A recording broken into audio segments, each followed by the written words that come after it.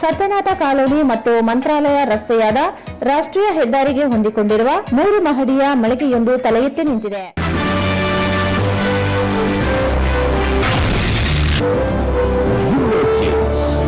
India's #1 preschool chain.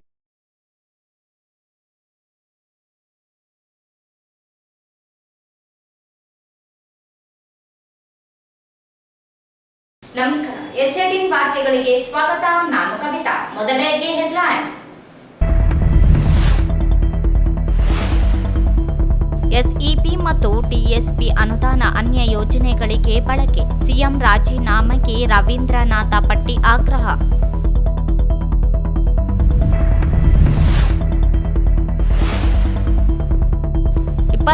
ರಂದು 25ನೇ ವರ್ಷದ ಕಾರ್ಗಿಲ್ ವಿಜಯೋತ್ಸವ. ಚಕ್ರವರ್ತಿ ಸೂಲಿಬೆಲೆ ಬಾಕಿ ಲಕ್ಷ್ಮಣ.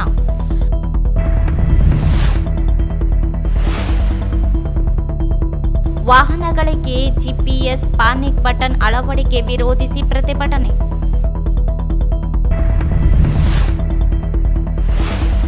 ಮಸಣ ಕಾರ್ಮಿಕರನ್ನು ಸ್ಥಳೀಯ ಸಂಸ್ಥೆಗಳ ನೌಕರರೆಂದು ಪರಿಗಣಿಸಲು ಆಗ್ರಹಿಸಿ 6ನೇ ದಿನಕ್ಕೆ ಕಾಲಿಟ್ಟ ಧರಣಿ.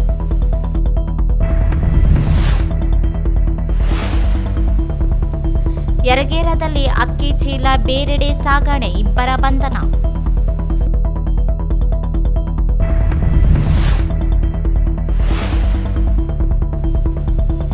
ವಿದ್ಯಾರ್ಥಿಗಳಲ್ಲಿ ಸ್ಪರ್ಧಾ ಮನೋಭಾವನೆ ಮುಖ್ಯ. ಪವನ್ ಕುಮಾರ್ ಸುಖಾಣಿ. ವಾರ್ತೆಗಳ ವಿವರ.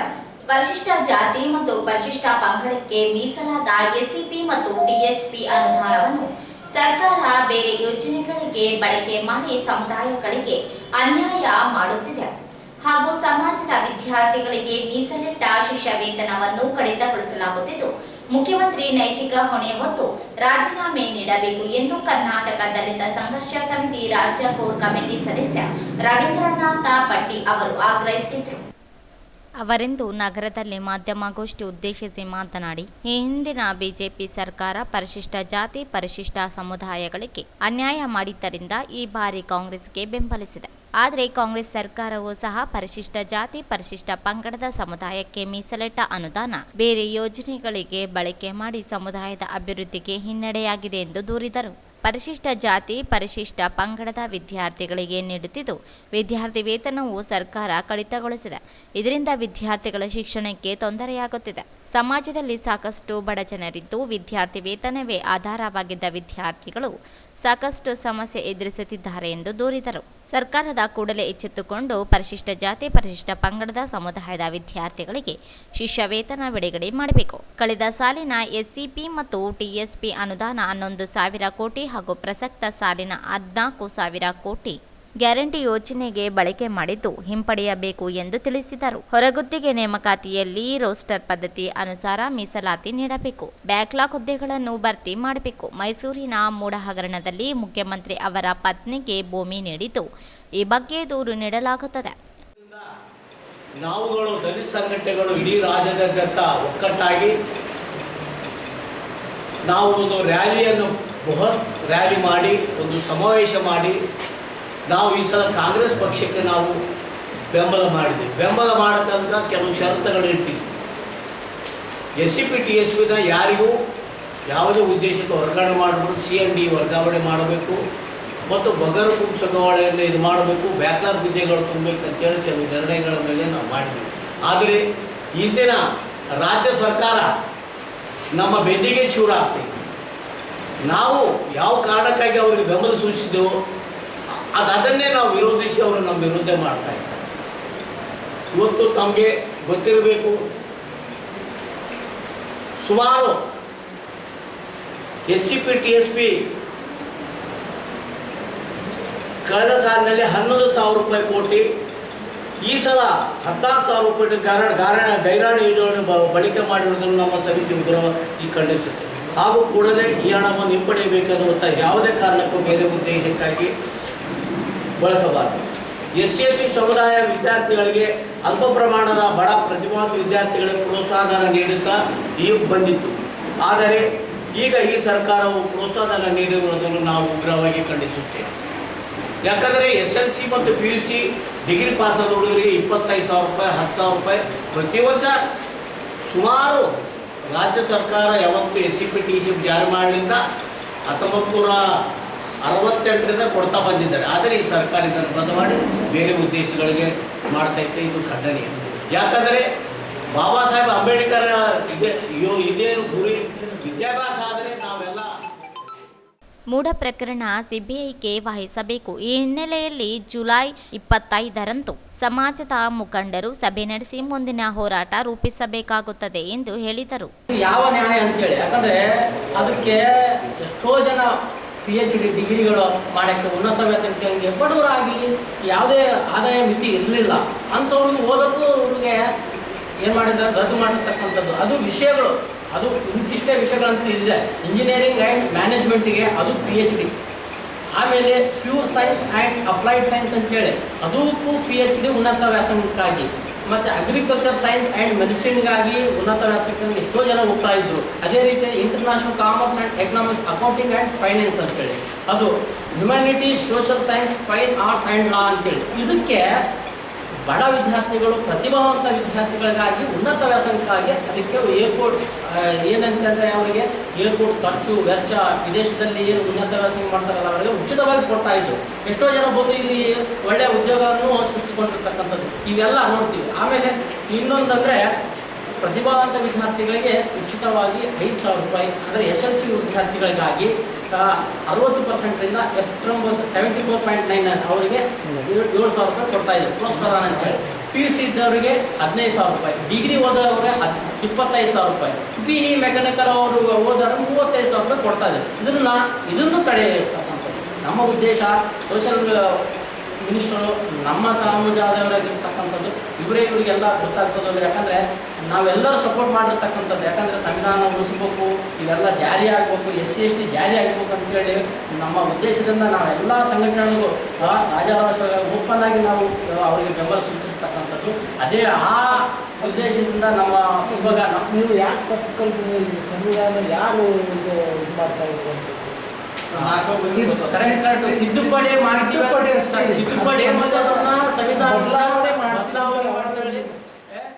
ಈ ಸಂದರ್ಭದಲ್ಲಿ ಜಿಲ್ಲಾ ಸಂಚಾಲಕ ರಾಜು ಪಟ್ಟಿ, ಯಲ್ಲಪ್ಪ, ಪ್ರಸಾದ್, ಪರಶುರಾಮ, ಚಂದ್ರಶೇಖರ ವಕೀಲರು ಸೇರಿದಂತೆ ಅನೇಕರಿದ್ದರು.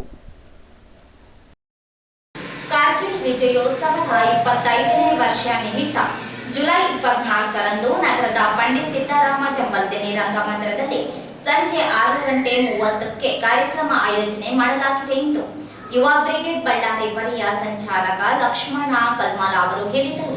ನಗರದಲ್ಲಿ ಮಾಧ್ಯಮಗೋಷ್ಠಿ ಉದ್ದೇಶಿಸಿ ಮಾತನಾಡಿ, ಕಾರ್ಗಿಲ್ ಯುದ್ಧ ನಡೆದು ಇಂದಿಗೆ 25ನೇ ವರ್ಷಕ್ಕೆ ಕಾಲಿಟ್ಟು ಈ ಹಿನ್ನೆಲೆಯಲ್ಲಿ ಕಾರ್ಗಿಲ್ ವಿಜಯೋತ್ಸವ ಹಮ್ಮಿಕೊಂಡಿದೆ. ಕಾರ್ಯಕ್ರಮದ ಉದ್ಘಾಟನೆಯನ್ನು ಕಲ್ಲೂರು ಮಠದ ಶಿವಾನಂದ ಸ್ವಾಮಿಗಳು ನೆರವೇರಿಸಲಿದ್ದಾರೆ.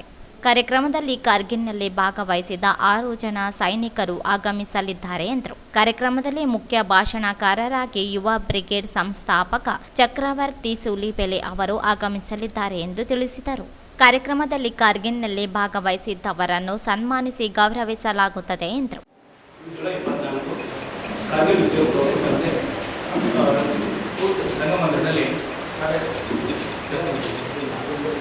ರಂಗಮಂದಿರದಲ್ಲಿ ಕಾರ್ಯಕ್ರಮ ಮಾಡ್ತಾ ಇದ್ದೀವಿ ಏಳರಿಂದ. ಇದಕ್ಕೆ ವಿಶೇಷ ಭಾಗವಾಗಿ ಚಕ್ರವರ್ತಿ ಬರ್ತಾ ಇದ್ದಾರೆ.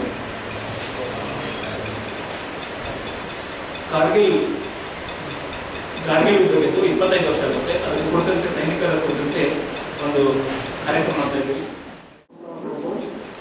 25 ವರ್ಷದ ಸೆಲೆಬ್ರೇಷನ್ನು ಕಾರ್ಗಿಲಲ್ಲಿ ಮಾಡಿರ್ತಕ್ಕಂಥ ಎಲ್ಲ ವೀರರ ನೆನೆಯುತ್ತ, ಮತ್ತು ಆ ಕಾರ್ಗಿಲಲ್ಲಿ ಯಾರು ಪಾರ್ಟಿಸಿಪೇಟ್ ಮಾಡಿದರೆ ಅವರು ರಾಯಚೂರಲ್ಲಿ ಯಾರಿದ್ದಾರೆ ಅವರೆಲ್ಲ ಬರ್ತಾರೆ, ಅವರೆಲ್ಲ ಇರ್ತಾರೆ. ದಿವ್ಯ ಸಾನ್ನಿಧ್ಯ ನಮ್ಮ ಕಲ್ಲೂರು ಮಾಡಿರ್ತಕ್ಕಂಥ ಶಿವಾನಂದ ಮಾತೆ ಸ್ವಾಮೀಜಿ ಕೂಡ ಇರ್ತಾರೆ, ದಿವ್ಯ ಸಾನ್ನಿಧ್ಯ ತಗೊಂಡಿರ್ತಾರೆ. ಕಾರ್ಗಿಲಲ್ಲಿ ವಿಜಯೋತ್ಸವ ಮಾಡಿರ್ತ ಅವರೇನು ಪಾರ್ಟಿಸಿಪೇಟ್ ಮಾಡಿರ್ತಾರೆ ಎಲ್ಲ ವೀರರೆಲ್ಲ ನಮ್ಮ ಜೊತೆ ಇರ್ತಾರೆ.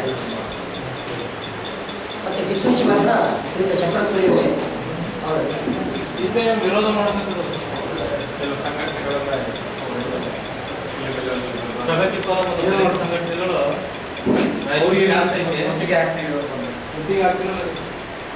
ಅದಕ್ಕೆ ಏನಂದರೆ ಅವ್ರು ಯಾವ ರೀತಿ ಇದು ಮಾಡ್ತಾರೆ ಗೊತ್ತಿಲ್ಲ. ನಾವು ಒಳ್ಳೆ ದೇಶಭಕ್ತಿ ಇರತಕ್ಕಂಥ ಕಾರ್ಯಕ್ರಮ ಆರ್ಮಿಯಲ್ಲಿ ಮತ್ತು ಯಾರು ರಾಷ್ಟ್ರನ ಕಟ್ತಾರೆ ಅವ್ರ ಜೊತೆಗೆ ಅಂತ ಕಾರ್ಯಕ್ರಮ ಮಾಡ್ತಾ ಇದ್ದೀವಿ. ಅಲ್ಲ, ರಾಷ್ಟ್ರಪತಿ ಅವ್ರು ಕರ್ಸಿದ್ರೆ ಸಾಕಾಗ್ತಿದ್ದಿಲ್ಲ ಅವರು. ಹೌದು, ರಾಷ್ಟ್ರ ಒಡೆಯವ್ರು ಕರ್ಸ್ತಾ ಇದ್ದಾರೆ. ಅಲ್ಲ, ನಾವೇನು ಹೇಳ್ತಾ ಇದ್ದೀವಿ ಅಂದರೆ ನಮ್ಮ ಕಾರ್ಯಕ್ರಮ ಒಳ್ಳೇದಿದೆ, ಕಾರ್ಯಕ್ರಮ ಒಳ್ಳೇದಿದೆ, ಕಾರ್ಯಕ್ರಮ ಬಗ್ಗೆ ಅಷ್ಟು ಆಕ್ಷೇಪ ಇಲ್ಲ ಅವ್ರದ್ದು. ಓಕೆ, ಈಗ ಬರ್ತಾ ಇದ್ದಾರಲ್ಲ ಯಾವ ದಿಕ್ಸೂಚಿ, ಹೌದು, ನಿಮ್ಮ ದಿಕ್ಕುಗಳನ್ನ ಸೂಚಿ ಮಾಡೋದಿರಲ್ಲ ಅವರು. ಏನಂತಾರೆ ನೀವು ಶಾಂತ ಇರುವಂಥ ಈ ರಾಯಚೂರನ್ನ ಅಶಾಂತಿ ದಿಕ್ಸೂಚಿ ಅಂತ ಹೋಗ್ತಾರೆ ಅವ್ರು ಬೇಡ. ಇನ್ನು ನೀವು ಹೇಳಿದ್ರಲ್ಲ ಭಾಗವಹಿಸ್ತಾರೆ ಅವರು ಇರ್ಬೋದು, ಅದರಲ್ಲಿ ಪದಕ ಕೊಟ್ಟವ್ರು ಇರ್ಬೋದು, ಅಂತ ಮಹಾನ್ ವ್ಯಕ್ತಿಗಳನ್ನ ಕರೆಸಿದ್ರೆ ಯಾರು ಅಪೋಸ್ ಮಾಡಲ್ಲ. ಅಪೋಸ್ ಪ್ರಾಬ್ಲಮ್ ಬಂದಿರೋದ್ರಿಂದ ಇದು ಶಾಂತಿಯ ಕೂಟ. ಈ ಸಂದರ್ಭದಲ್ಲಿ ಬಸವರಾಜ ಬೊಮ್ಮನಾಡ, ಶರಣಗೌಡ, ಸುದೀಪ್, ಕೃಷ್ಣ, ಲಕ್ಷ್ಮೀಕಾಂತ ಸೇರಿದಂತೆ ಅನೇಕರಿದ್ದರು.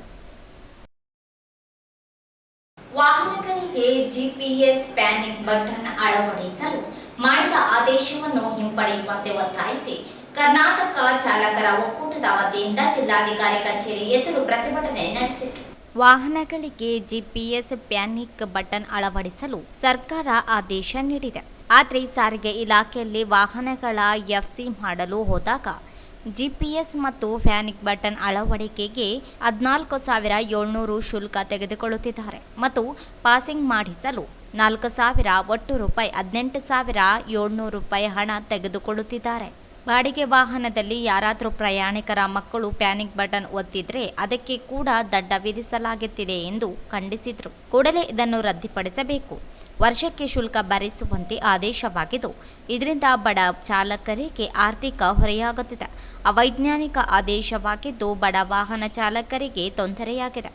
ಒಂದು ವೇಳೆ ಜಿಪಿಎಸ್ ಮತ್ತು ಪ್ಯಾನಿಕ್ ಬಟನ್ ಅಳವಡಿಸುವುದಾದರೆ ವಾಹನಗಳಿಗೆ 5 ರಾಜ್ಯದ ಪರ್ಮಿಟ್ ನೀಡಿದರೆ ಇದಕ್ಕೆ ಒಪ್ಪಿಗೆ ನೀಡಲಾಗುತ್ತದೆ ಎಂದು ಮನವಿ ಮಾಡಿದರು.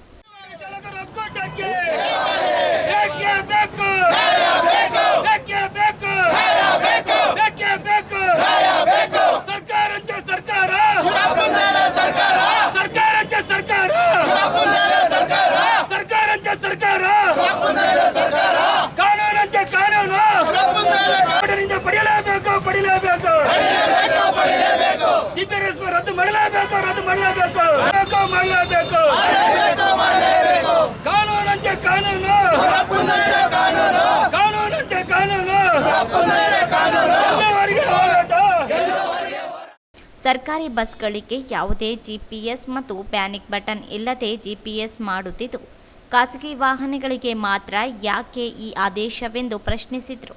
ಡಿಎಲ್ ಹೆವಿ ಬ್ಯಾಡ್ಜ್ ಅನ್ನು ಸರ್ಕಾರದ ಶುಲ್ಕದಲ್ಲಿ ಮಾಡಿಕೊಡಲು ಅಧಿಕಾರಿಗಳಿಗೆ ಸೂಚಿಸಬೇಕು. ಬ್ರೋಕರ್ಗಳಿಂದ ಹೆಚ್ಚಿನ ವಸೂಲಿ ಮಾಡುತ್ತಿದ್ದು ಬಡ ಚಾಲಕರಿಗೆ ತೊಂದರೆಯಾಗಿದೆ, ಕ್ರಮ ವಹಿಸಬೇಕು ಎಂದು ಮನವಿ ಮಾಡಿದರು.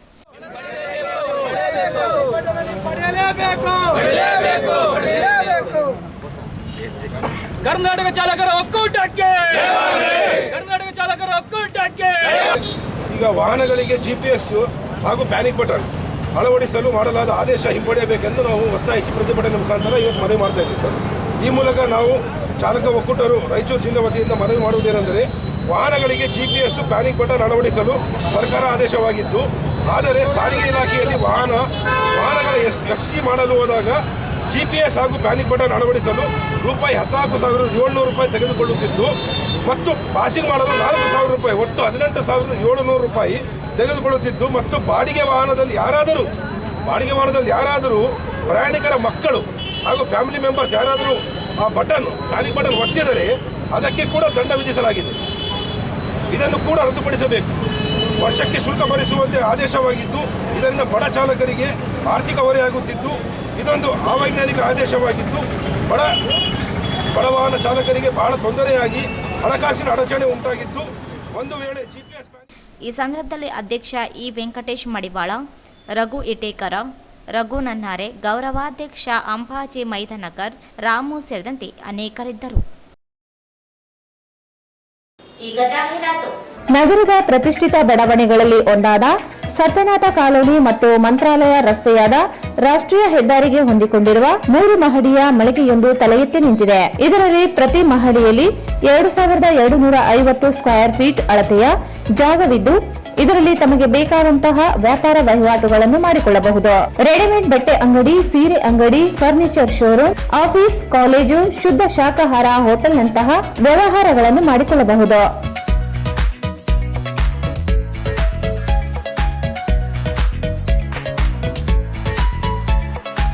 ಲಿಫ್ಟ್ ಮತ್ತು ಮೆಟ್ಟಿಲುಗಳ ಸೌಕರ್ಯ ಹೊಂದಿದೆ. 24 ಗಂಟೆಗಳ ಕಾಲ ನೀರು, ವಿದ್ಯುತ್, ಸುಸಜ್ಜಿತವಾದ ಶೌಚಾಲಯ ಮತ್ತು ತಳಮಹಡಿಯಲ್ಲಿ ವಿಶಾಲವಾದ ಪಾರ್ಕಿಂಗ್ ವ್ಯವಸ್ಥೆ ಹೊಂದಿದೆ.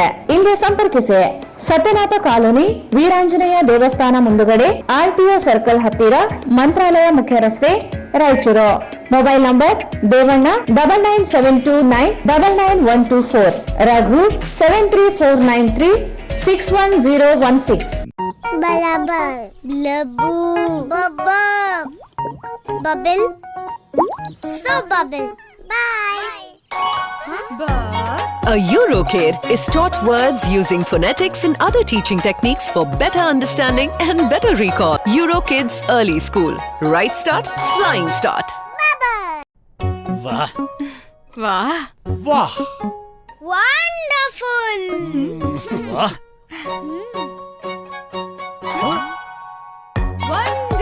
A Eurokid learns words with movements and actions which helps increase vocabulary up to 4 times. So Eurokids Early School. Right start, flying start. Wonderful 5, 6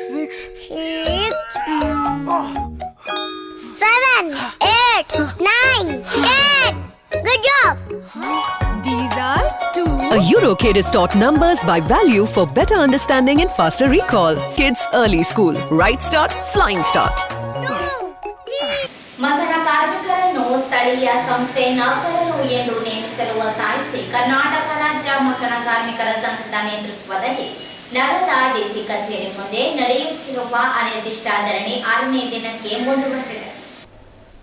45 ವರ್ಷ ಮೇಲ್ಪಟ್ಟವರಿಗೆ ಮಾಸಿಕ 3,000 ಪಿಂಚಣಿ ಜಾರಿಗೆ ಒತ್ತಾಯಿಸಿ ಮತ್ತು ಎಲ್ಲ ವಾರ್ಡು ಮತ್ತು ಗ್ರಾಮಗಳಲ್ಲಿ ಸ್ಮಶಾನ ಭೂಮಿ ಮಂಜೂರು ಮಾಡಲು ಹಾಗೂ ಕೆಲವು ಕಡೆ ಒತ್ತುವರಿ ಮಾಡಿರುವುದನ್ನು ತೆರವುಗೊಳಿಸಲು, ಕಾರ್ಮಿಕರಿಗೆ ಸುರಕ್ಷತೆಗಾಗಿ ಗ್ಲೌಸು ಸೇರಿದಂತೆ ಹಲವಾರು ಬೇಡಿಕೆಗಳ ಈಡೇರಿಕೆಗೆ ಒತ್ತಾಯಿಸಿದ್ದಾರೆ. ಈ ಸಂದರ್ಭದಲ್ಲಿ ಜಿಲ್ಲಾ ಸಂಚಾಲಕ ಕೆಜಿ ವೀರೇಶ್, ಗೋವಿಂದ ಮಮದಾಪುರ, ಜಂಬಪ್ಪ ಮನ್ಸಲಾಪುರ, ನರಸಿಂಹ ಉಡ್ರಾಲದೊಡ್ಡಿ, ಬೂದೆಪ್ಪ, ಸೀಮಪ್ಪ, ಹುಸೇನಪ್ಪ, ಬಡಯ್ಯ ಆಂಜನೇಯ, ನಿಂಗಪ್ಪ, ಕಾಮಪ್ಪ ಹಾಗೂ ಅನೇಕ ಕಾರ್ಮಿಕರು ಭಾಗವಹಿಸಿದ್ರು. ಅಕ್ಕಿ ಲೋಡನ್ನು ಇಳಿಸದೆ ವಂಚಿಸಿದ ಆರೋಪದ ಮೇಲೆ 2 ಆರೋಪಿಗಳನ್ನು ಬಂಧಿಸಿ ಅಕ್ಕಿಯನ್ನು ವಶಪಡಿಸಿಕೊಳ್ಳಲಾಗಿದೆ.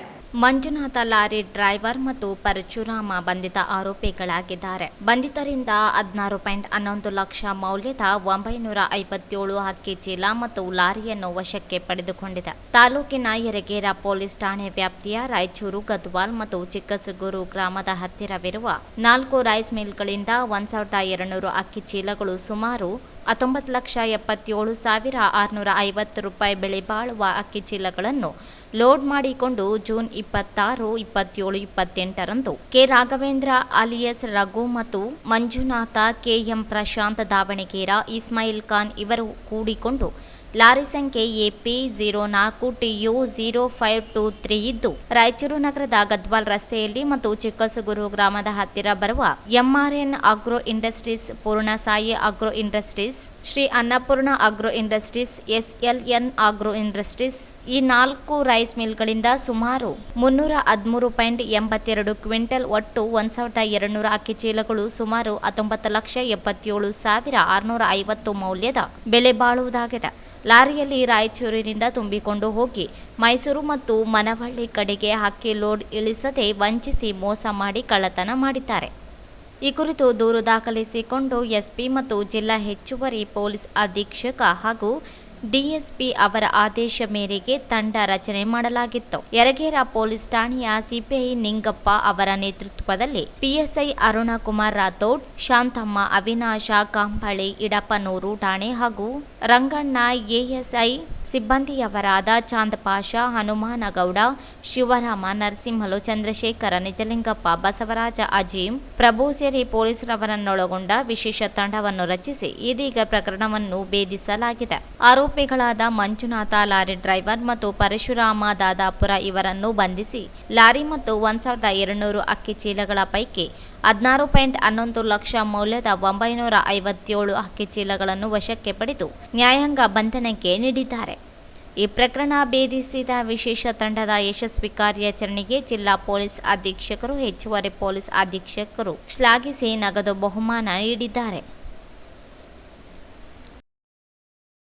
ಅಂತಾರಾಷ್ಟ್ರೀಯ ಚದುರಂಗ ದಿನದ ಅಂಗವಾಗಿ ಕರ್ನಾಟಕ ವೆಲ್ಫೇರ್ ಟ್ರಸ್ಟ್ನ ಪ್ಯಾರಿಬಾಯಿ ಸಂಪತ್ ರಾಜ್ ಕೊಟ್ಟಾರಿ ಸಿಬಿಎಸ್ಇ ಶಾಲೆಯಲ್ಲಿ ವಿದ್ಯಾರ್ಥಿಗಳ ಚದುರಂಗ ಸ್ಪರ್ಧೆಯನ್ನು ನಡೆಯಿತು. ಸ್ಪರ್ಧೆಯನ್ನು ಉದ್ಘಾಟಿಸಿ ಮಾತನಾಡಿದ ಸಂಸ್ಥೆಯ ಆಡಳಿತಾಧಿಕಾರಿಗಳಾದ ಪವನ್ ಕುಮಾರ್ ಸುಕಾಣಿ ಅವರು, ಇಂದಿನ ದಿನಗಳಲ್ಲಿ ಕ್ರೀಡೆಯಲ್ಲಿ ಭಾಗವಹಿಸುವುದು ಬಹಳ ಮುಖ್ಯ. ಸೋಲು ಗೆಲುವು ನಂತರದ ವಿಷಯ, ಆದರೆ ಸ್ಪರ್ಧಾ ಮನೋಭಾವನೆ ವಿದ್ಯಾರ್ಥಿಗಳ ಜೀವನದಲ್ಲಿ ಬಹುಮುಖ್ಯ ಪಾತ್ರವನ್ನು ವಹಿಸುತ್ತದೆ. ವಿದ್ಯಾರ್ಥಿಗಳು ಕ್ರೀಡಾ ಮನೋಭಾವನೆಯಿಂದ ಆಟವನ್ನು ಆಡಬೇಕು ಎಂದರು.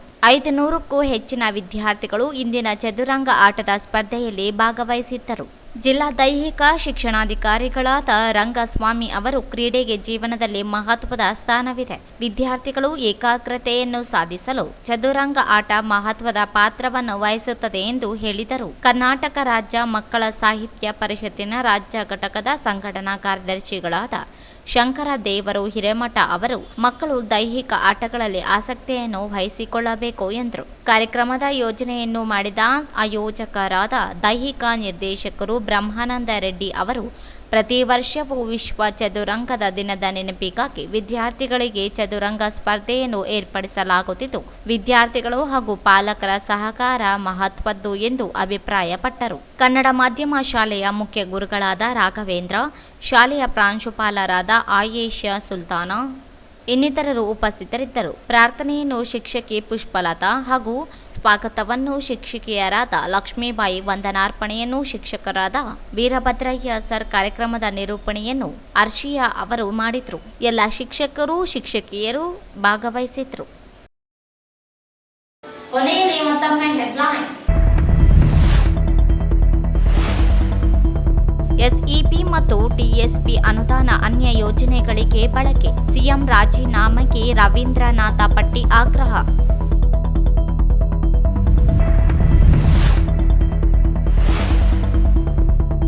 ಇಪ್ಪತ್ನಾಲ್ಕರಂದು 25ನೇ ವರ್ಷದ ಕಾರ್ಗಿಲ್ ವಿಜಯೋತ್ಸವ, ಚಕ್ರವರ್ತಿ ಸೂಲಿಬೆಲೆ ಬಾಕಿ ಲಕ್ಷ್ಮಣ.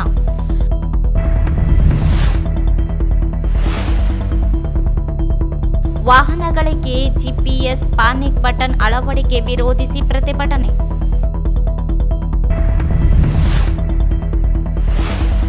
ಮಸಣ ಕಾರ್ಮಿಕರನ್ನು ಸ್ಥಳೀಯ ಸಂಸ್ಥೆಗಳ ನೌಕರರೆಂದು ಪರಿಗಣಿಸಲು ಆಗ್ರಹಿಸಿ 6ನೇ ದಿನಕ್ಕೆ ಕಾಲಿಟ್ಟ ಧರಣಿ.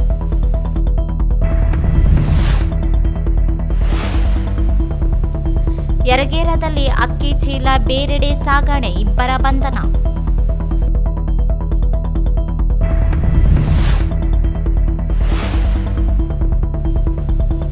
ವಿದ್ಯಾರ್ಥಿಗಳಲ್ಲಿ ಸ್ಪರ್ಧಾ ಮನೋಭಾವನೆ ಮುಖ್ಯ, ಪವನ್ ಕುಮಾರ್ ಸುಖಾಣಿ. ಇಲ್ಲಿಗೆ ವಾರ್ತಾ ಪ್ರಸಾರ ಮುಕ್ತಾಯವಾಯಿತು. ಮುಂದಿನ ವಾರ್ತೆಗಳೊಂದಿಗೆ ಭೇಟಿಯಾಗೋಣ. ವಂದನೆಗಳು.